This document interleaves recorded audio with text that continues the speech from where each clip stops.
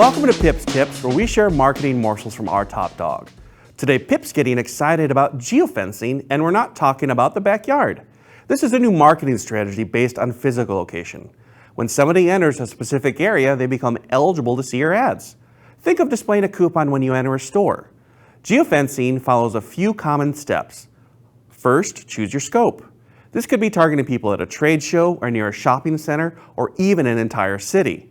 Next, make sure your ad is optimized and enticing for mobile. Think bright colors and movement. And after you've got the basics down, add secondary targeting like age and income.